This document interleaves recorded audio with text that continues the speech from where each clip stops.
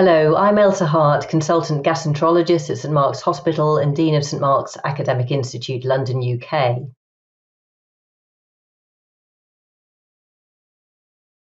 We know that ulcerative colitis is a chronic, relapsing and remitting inflammatory disorder, and as the name suggests, it represents inflammation predominantly affecting the colon.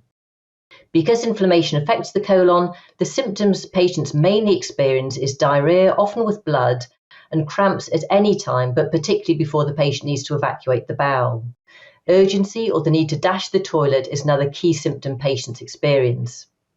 Indeed, the scoring systems used in clinical trials and indeed in clinical practice for ulcerative colitis include the Mayo score and the patient-reported outcome, or PRO2, and these scoring systems include stool frequency and rectal bleeding. But we also need to remember that these patients experience many other extra-intestinal manifestations. Indeed, 50% of patients with IBD will experience extra-intestinal manifestations.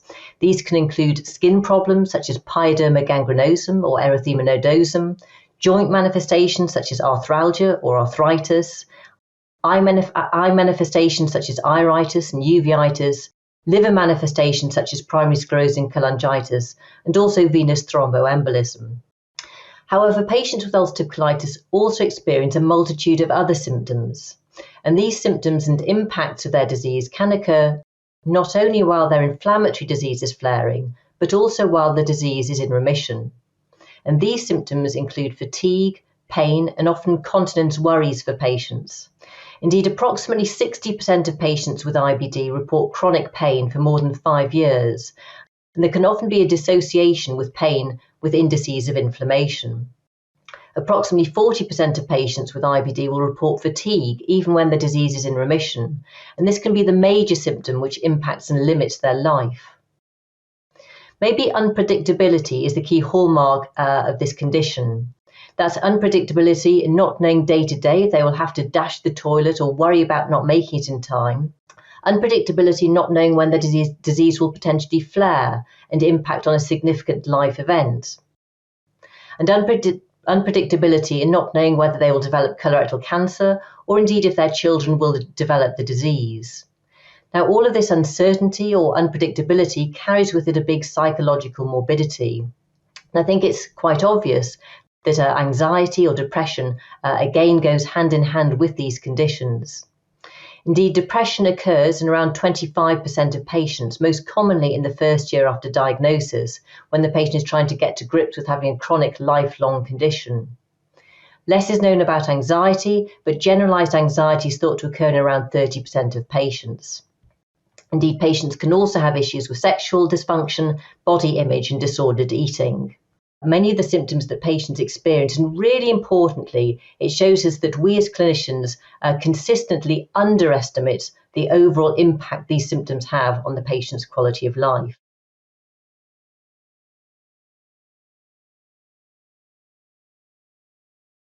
Well, we simply need to ask our patients about these symptoms in our day-to-day consultations. There can be a don't ask, don't tell culture, particularly about difficult or perceived non-related, such as joint or skin issues, or embarrassing topics such as sexual dysfunction or continence issues. So find your own words that can be used in your day-to-day consultations. For example, at the beginning of any consultation, you could simply ask, what's on your agenda today? What do you want to talk about today? To make sure we're covering everything that's important to that patient on that day. Or how are things generally going for you? Or I appreciate that having this condition can impact on all aspects of life. How is it impacting on yours? Now, there are scales for some of these symptoms, some of which are used in clinical trials, less frequently used in clinical practice. Some include the patient-reported outcome measurement information system, or PROMIS fatigue score or pain score, but it can be just as effective to ask a patient on a scale of 0 to 10. For example, if 10 is the worst pain experience and 0 the most reasonable or lowest pain level, for the patient to gauge where they are on that sort of scale. For depression, the patient health questionnaire 9 is often used, and for anxiety, the GAD-7 scale is often used. But I think in addition to asking these questions about the negative impact, it's also important to try and promote positive psychology and encourage emotional well-being for the patients by developing resilience, self-efficacy and self-confidence for patients with a chronic disease like this.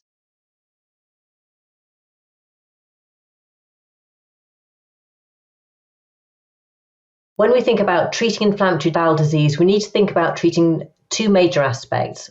One is the inflammation. So if inflammation is the target, this needs to be tackled with all the drugs we have available to the best of their ability by assessing and monitoring and using, for example, objective measures like fecal calprotectin, endoscopy, histology, or radiology.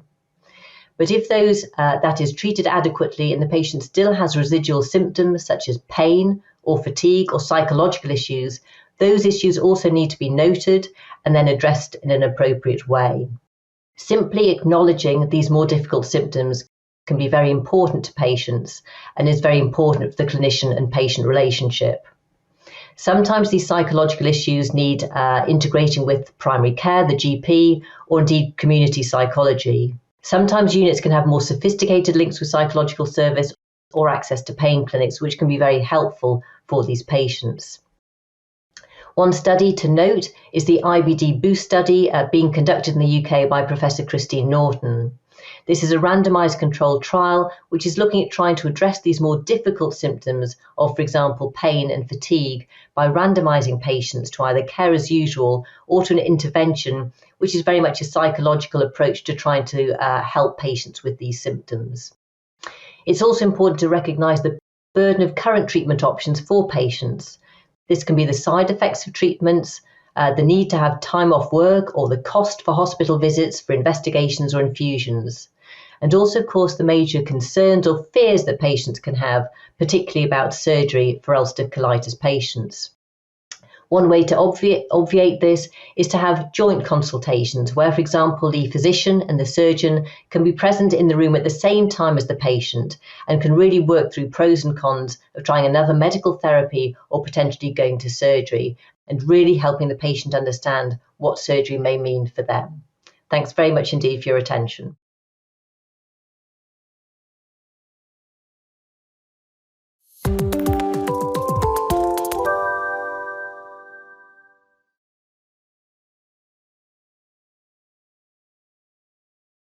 Hi, I'm Dr. Gil Melmed, and I co-direct the Inflammatory Bowel Disease Center at Cedars-Sinai Medical Center in Los Angeles, California.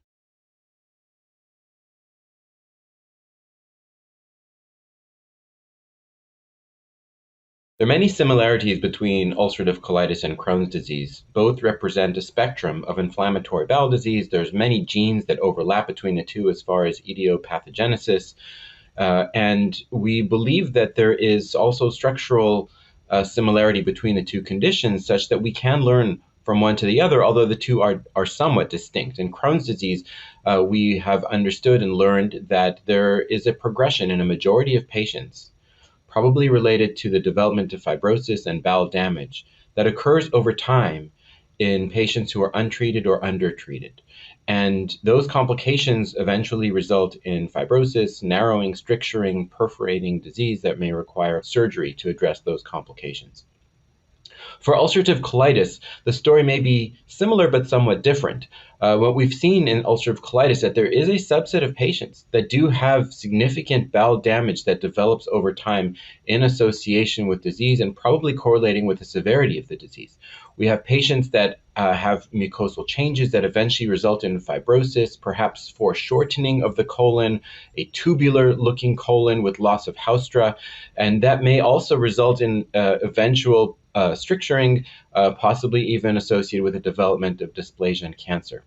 And so the idea is behind these inflammatory bowel diseases is that before we see the development of these and the progression of these complications, that we have a window of intervention where the disease is primarily inflammatory before fibrosis has set in, where we have the optimal time to intervene and change that course, change that natural history trajectory such that we're not moving towards progression of the disease toward a complication that may require surgery, but rather to stave that off and leave the disease as uncomplicated and therefore treated medically. In addition to the progression from the severity standpoint, we've also learned from epidemiologic studies that patients with ulcerative colitis can have a change in the extent of inflammation over time as well, such that patients with initially limited disease, such as proctitis or proctosigmoiditis, may have progression to more extensive involvement and even pancolitis in up to 50% of patients. So does treatment actually alter that natural history? We're not totally sure of that with evidence, but it certainly stands based on the evidence to date that mucosal healing is associated with a less likely future risk of surgery, less likely future risk of significant symptoms, that early treatment of patients with more limited disease may actually be also associated with a lower risk of progression to more extensive disease.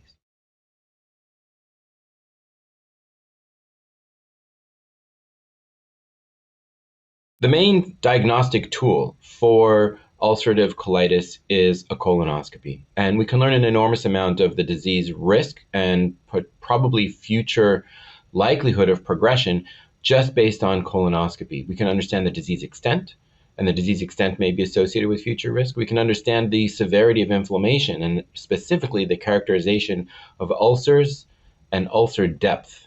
Deep ulcers are probably the worst prognostic factor that we've identified within patients with ulcerative colitis, and again, also identifiable on colonoscopy. So early referral for gastroenterology evaluation with colonoscopy is probably the most important thing that we can do to identify patients at risk. But there are also other features that have been identified that can help us understand what somebody's future risk of progression is. And that future risk of progression, the future risk of complication that may require surgery, essentially refractory disease, there are several of them. So a family history of inflammatory bowel disease, particularly family history of more complicated disease that requires surgery, family history of other family members who have had ulcerative colitis and progressed to colectomy can also portend a worse prognosis.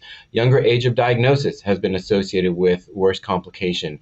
And when it comes to understanding and assessing the severity of the disease, also several factors in addition to colonoscopy that typically will correlate with colonoscopy and colonoscopic findings, and those will include serum markers of inflammation, particularly a C-reactive protein, and also fecal biomarkers such as a fecal calprotectin or fecal lactoferrin can also be used to understand the severity of disease. There's been associations on an environmental level with the onset of ulcerative colitis. For example, the cessation of cigarette smoking has been associated with onset of ulcerative colitis, but there may be other environmental factors associated with severe disease, although these play a more minor role really in understanding how we're going to treat this patient going forward. But again, I want to come back to those clinical features of understanding the severity of inflammation at the time of colonoscopy, and particularly having deep ulcers as an indicative of somebody who's more likely to progress. And these are individuals who really need to be treated properly and appropriately upfront with effective therapy as early as possible in order to minimize the risk of progression of those deep ulcers, which could result in progression to more refractory and complicated disease requiring colectomy.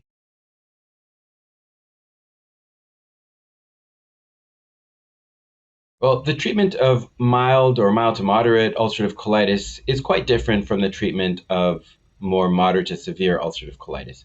And the primary mainstay of therapy in patients with milder disease is the 5-ASA, the 5-aminosalicylates, or mesalamine-related medications.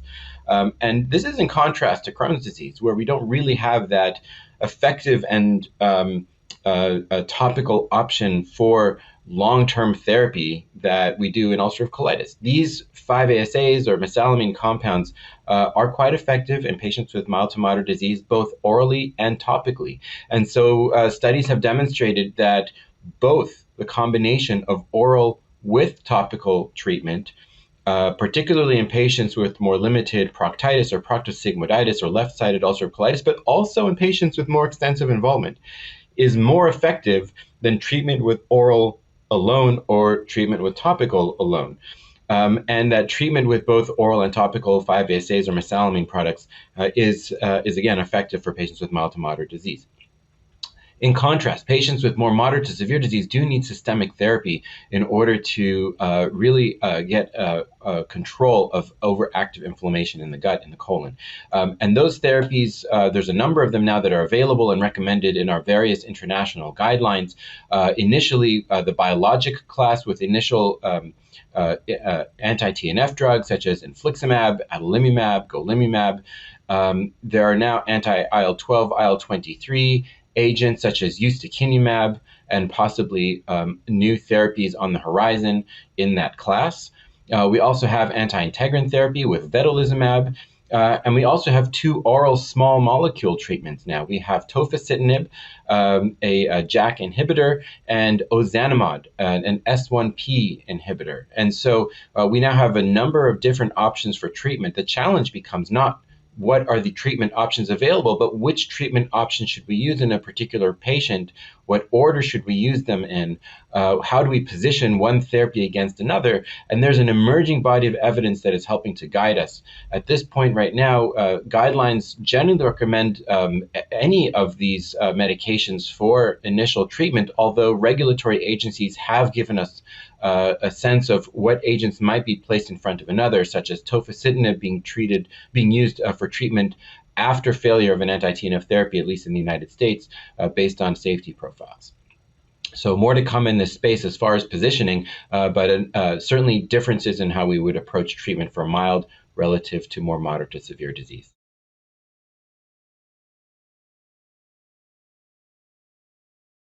So when it comes to improving outcomes, there's a number of factors at play, and we've discussed that there's several therapies that are available that are highly effective for patients with ulcerative colitis, both in the mild end of the spectrum and the more moderate to severe end of the spectrum.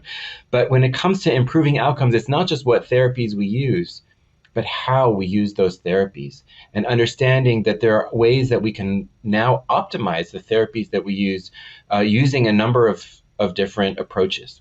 One approach to optimizing therapy relates to therapeutic drug monitoring, which we've learned that the pharmacology of these medications may actually associate with improved outcomes, such as maintaining appropriately elevated or good levels of a drug concentration is critically important to maintaining the efficacy of that drug.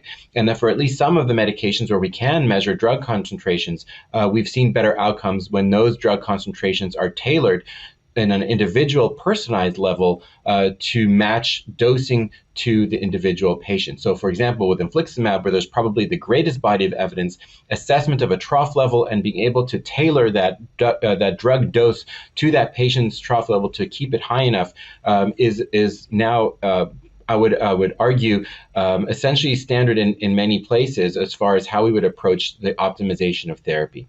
Other biologics may have less robust evidence, and in general, ulcerative colitis probably has less robust evidence than in Crohn's disease, but we are certainly learning that therapeutic drug monitoring using this approach to optimize therapy is one strategy to personalize treatment towards improving outcomes. Another critically important new paradigm of treatment that has been incorporated and we continue to learn about is what we call a treat-to-target approach. A treat-to-target approach is where we understand and set goals and targets with the patient at the time of therapeutic selection, at the time of starting a new drug. What is our goal? What is the target of therapy, and how are we going to assess that target?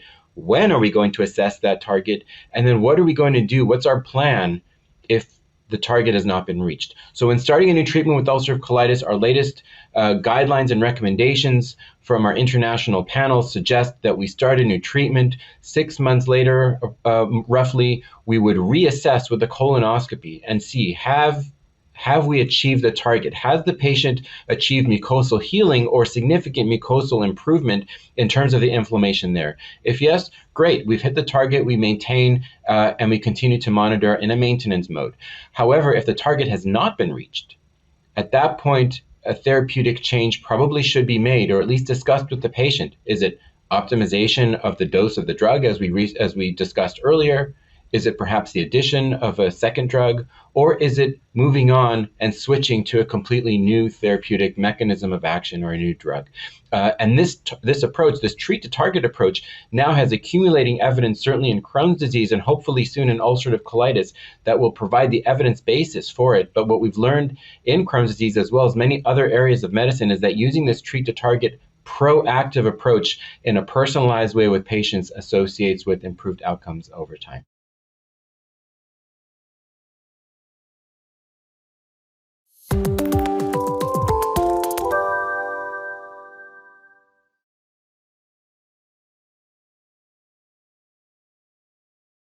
Hello, I'm Dr. Brian Feagan, Professor of Medicine at Western University, and welcome to today's program.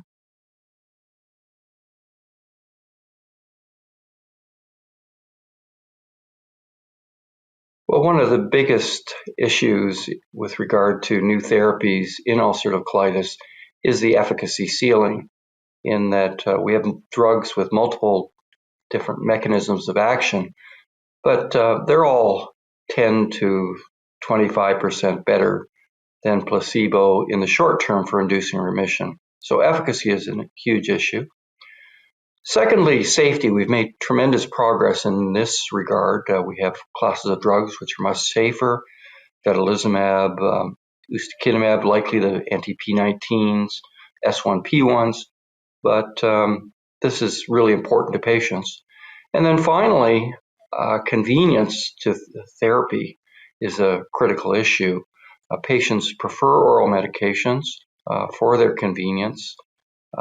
And healthcare systems prefer oral medications as well because of constraints on infusion systems and resources needed to train patients to give parenteral drugs.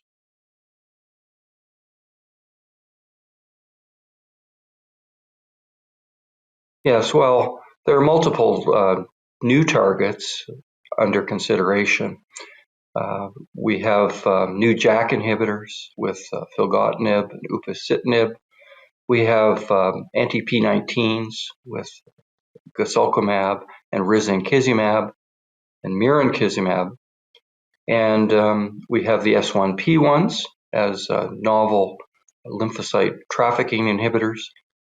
So there are really a large number of opportunities currently underway.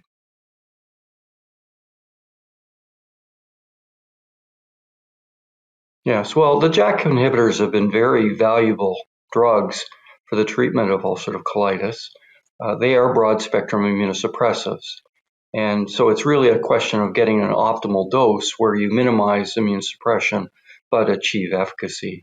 And tofacitinib, when it became available, has been a very important drug for treating patients who have failed first-line biologic therapy and has an acceptable therapeutic index. However, there's been considerable controversy about this agent in rheumatoid arthritis, and a recent study in the New England Journal of Medicine and rulings by the FDA regarding black box warnings have lessened enthusiasm for the class. That's unfortunate in my view. Upadacitinib is the latest agent, and along with filgotinib. And these drugs have clear-cut efficacy and I believe are appropriate to treat patients as first-line agents in selected patients. And that's a view that really goes against the opinion of the FDA, acknowledged.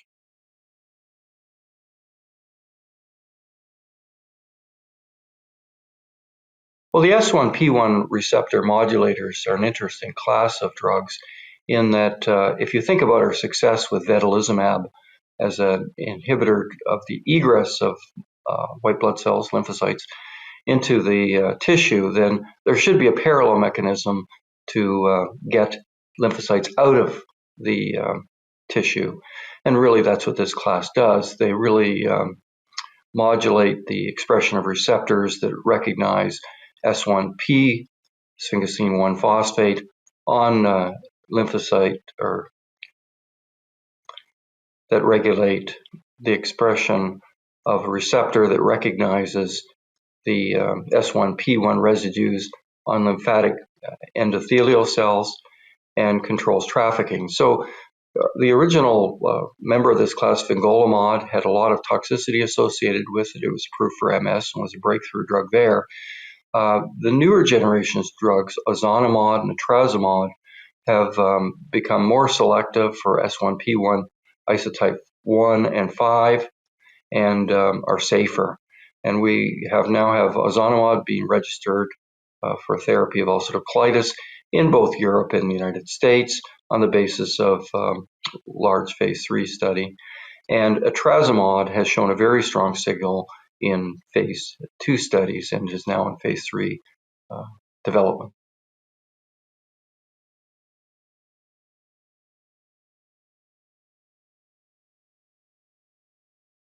Well, predictions are hard, especially about the future, but I'd venture to say that there is going to be increasing emphasis on oral therapies. We have safer drugs if we can translate the safety of vedolizumab, ustekinumab, the anti-P19s into oral agents that are safe. Then I think that sets the stage for a process that has been successful in other applications, notably hepatitis C and hepatitis B therapy, where we combine safe and effective oral therapies and get transformational efficacy. And that really is the solution to the problem. I started the talk by highlighting that current therapies have an efficacy ceiling. So this is a potential solution.